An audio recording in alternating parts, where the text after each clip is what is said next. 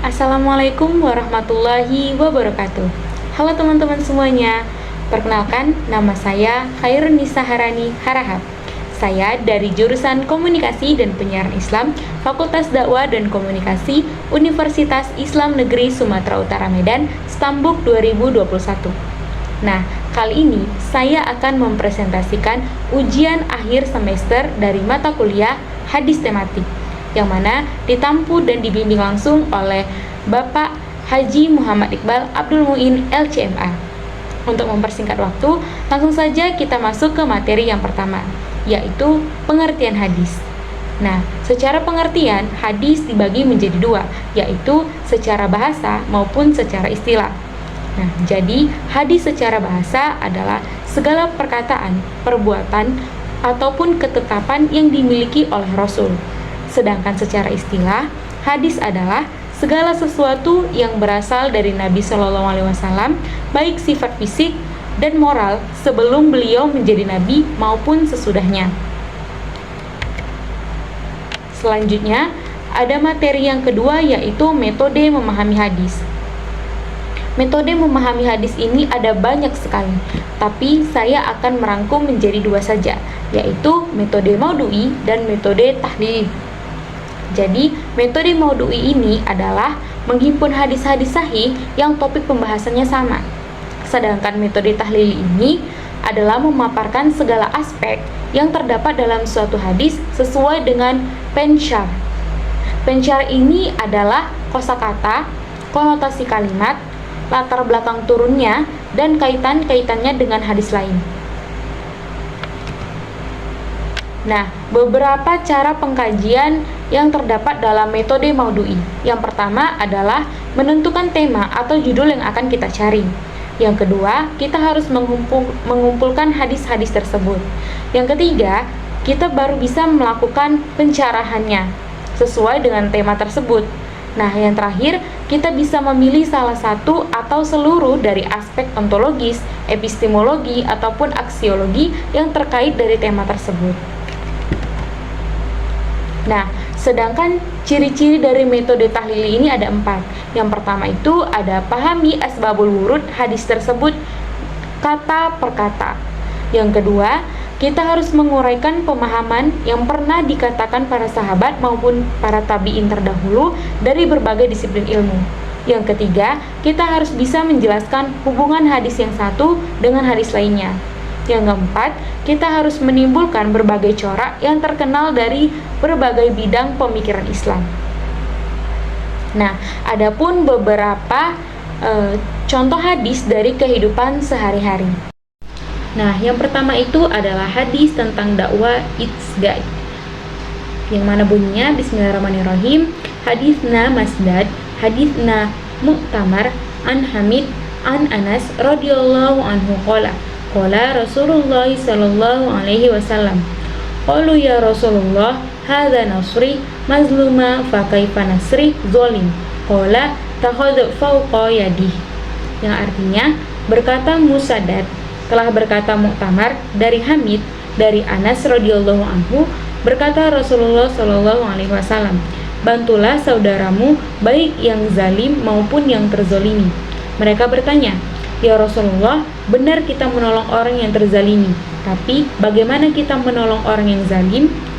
Jawab Rasul, melarangnya dengan berbuat zalim. Hadis riwayat Bukhari. Nah, jadi maksud hadis ini adalah dakwah sebagai bimbingan. Guide itu adalah bimbingan. Jadi, kita berdakwah bukan hanya sekedar mengajak orang untuk berbuat baik, tapi bagaimana kita bisa membimbing mereka hingga mereka bisa mempraktikkannya dalam kehidupan sehari-hari mereka. Kita mengajak, membimbing orang untuk lebih beriman kepada Allah. Itulah tujuan dakwah yang sebenarnya, sehingga bisa merubah kebiasaan mereka di dalam kehidupan sehari-hari.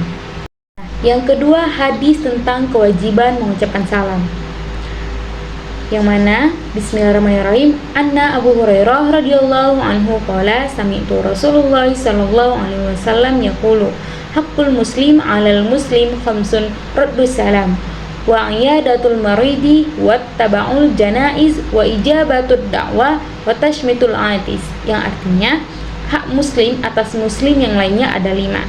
Menjawab salam, menjenguk orang yang sakit, mengiringi jenazah, memenuhi undangan, dan mendoakan orang yang bersin. Nah, jadi mengucap salam ataupun menjawab salam ini merupakan kewajiban bagi setiap muslim karena Rasulullah SAW sangat-sangat menganjurkan hal itu, di mana para malaikat juga melakukannya. Nah, selain itu mengucapkan salam ini juga merupakan bentuk kasih sayang kita antar sesama umat muslim. Jadi, jika bertemu dengan seseorang, usahakanlah awali dengan salam. Nah, yang ketiga ada hadis tentang berkomunikasi, yang mana bunyinya adalah Bismillahirrahmanirrahim.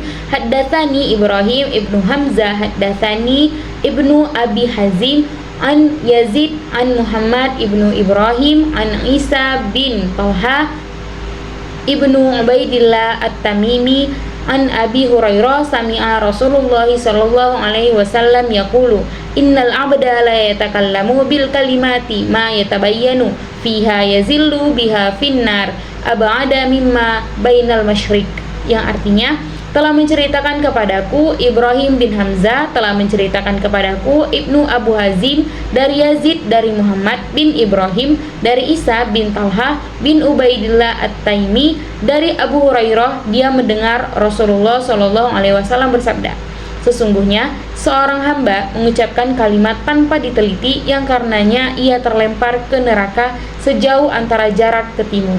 Nah, maksud dari hadis ini adalah peringatan dari Rasulullah SAW untuk umatnya agar senantiasa menjaga lisan.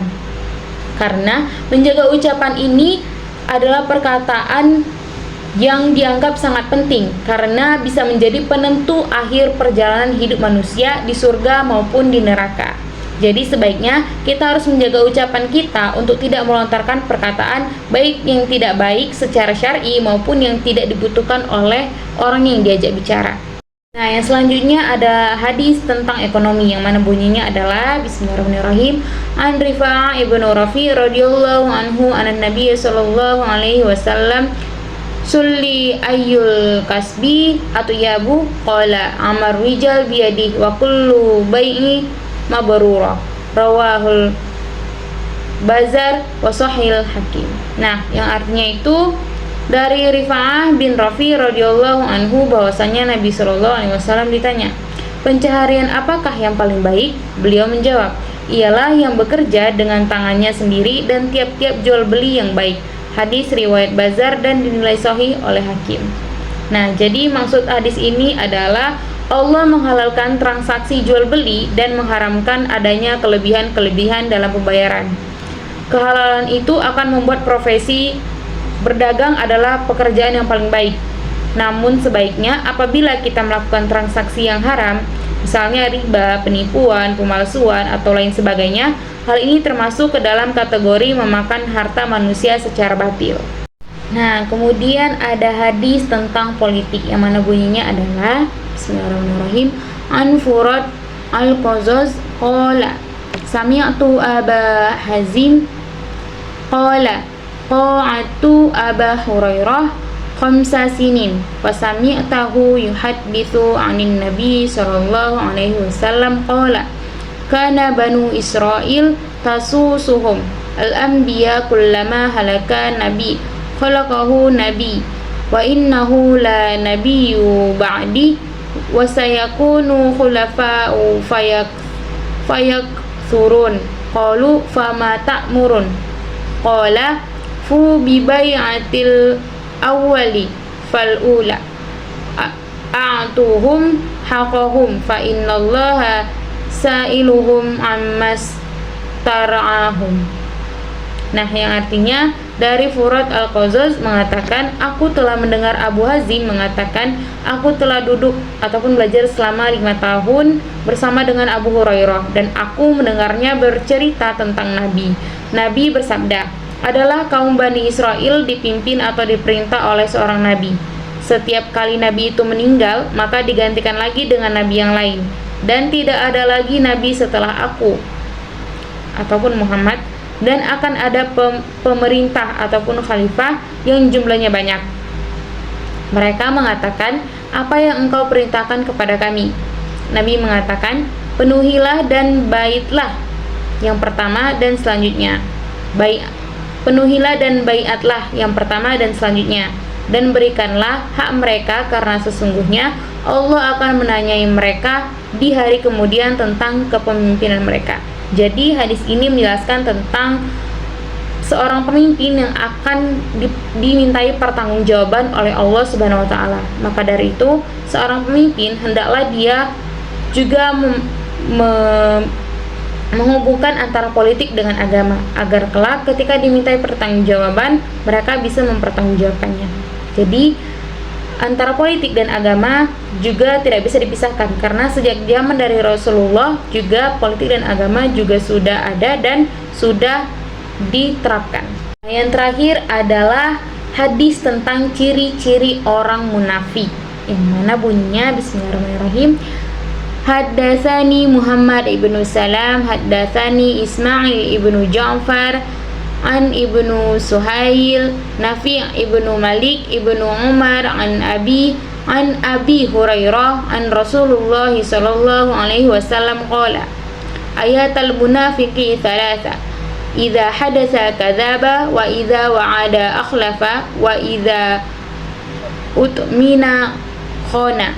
Yang artinya, telah menceritakan kepadaku Muhammad bin Salam, telah menceritakan kepada kami Ismail bin Ja'far dari Abu Suhail, Nafi bin Malik bin Abu Amir dari ayahnya dari Abu Hurairah, bahwa Rasulullah Shallallahu Alaihi Wasallam bersabda, tanda-tanda orang munafik ada 3, yaitu jika berbicara ia berdusta, jika berjanji ia mengingkari, dan jika dipercaya ia berkhianat.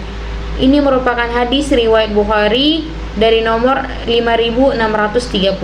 Nah, jadi kita sebagai umat muslim hendaklah berbicara sejujur-jujurnya, menepati janji, dan kita harus bisa menjadi orang yang bisa dipercaya agar kita mudah untuk mendekatkan diri kepada orang lain juga.